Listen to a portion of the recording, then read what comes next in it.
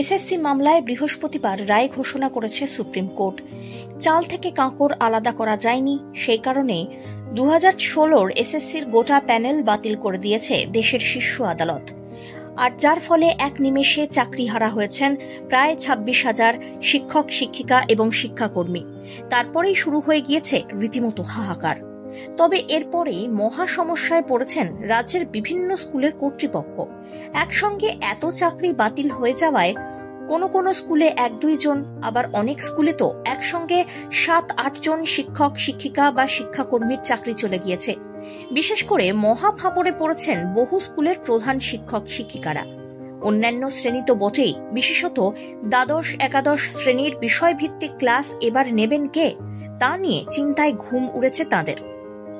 অন্যান্য স্কুলের পাশাপাশি কালনার একাধিক স্কুলগুলি পড়েছে সমস্যায়। ইতিমধ্যেই ছাত্রের তুলনায় শিক্ষকের সংখ্যা কম এই সব স্কুলে।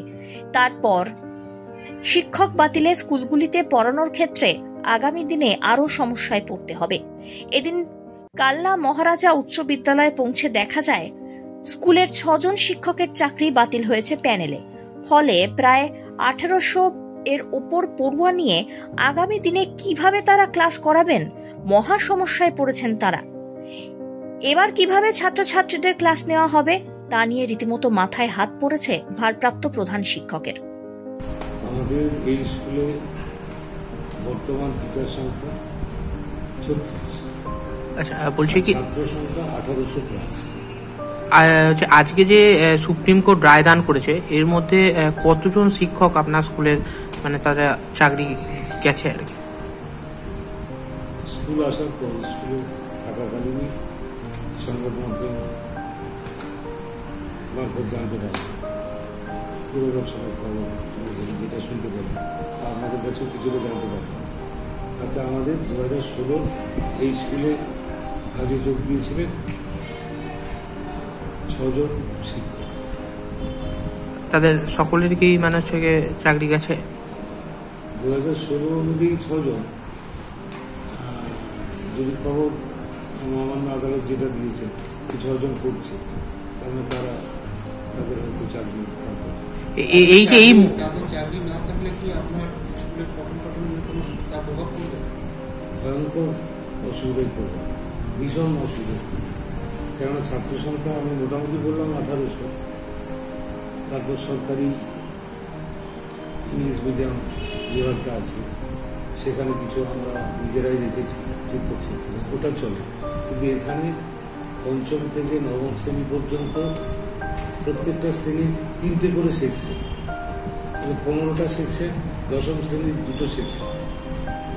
তারপরে একাদশ শ্রেণীতে 215 জন আছে, সেখানে সায়েন্স, আর্টস এবং কমার্স আছে। দ্বাদশ শ্রেণী পরীক্ষা দিয়েছে, ওরা বেরিয়ে যাচ্ছে। কিন্তু দ্বাদশ শ্রেণীর এই যে 3টে স্ট্রিমে আলাদা আলাদা, আর আমাদের স্কুলে প্রচুর সাবজেক্ট আছে, সেই হিসাবে সেই সব সাবজেক্ট টিচার থাকছে, কিন্তু কিছু তো এই 6 জনের মধ্যে পড়েও যাচ্ছে। অন্যদিকে কালনার শশীবালা সাহা গার্লস হাই স্কুলে 2 জন শিক্ষিকা, 1 জন গ্রুপ ডি স্টাফের প্যানেলে চাকরি বাতিল হয়। স্কুলের একমাত্র গ্রুপ ডি কর্মীর চাকরি এভাবে চলে যাওয়ায় এবার স্কুলের কাজকর্ম কে সামলাবেন, ঘন্টা বাজাবেন কে, কিংবা স্কুল বন্ধ বা খুলবেন কে, তা নিয়ে শুরু হয়েছে বিরাট সমস্যা।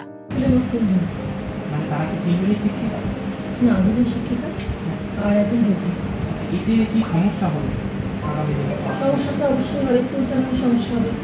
ধরুন আমাদের লাইসেন্সে একজনই দিদিমণি ছিলেন, আর গ্রুপ ডি আমাদের একজন, কাজে স্কুল চালানোর সমস্যা খুবই হবে। তাহলে এখন কীভাবে স্কুল চালানো কী ভাবছেন? এখন সেটা আমাদের ম্যানেজমেন্টের সঙ্গে আলোচনা করে ব্যবস্থা করতে হবে যে কী করা যায়।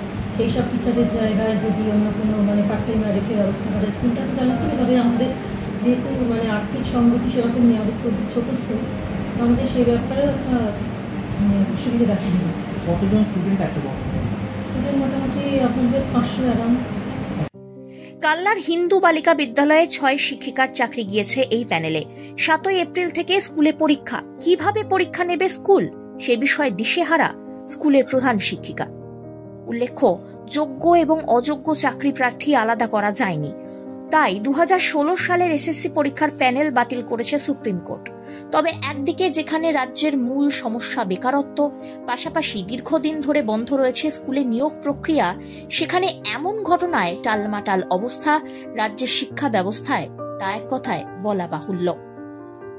মনোজিৎ মৌলিকের রিপোর্ট, ওয়ান ইন্ডিয়া বাংলা।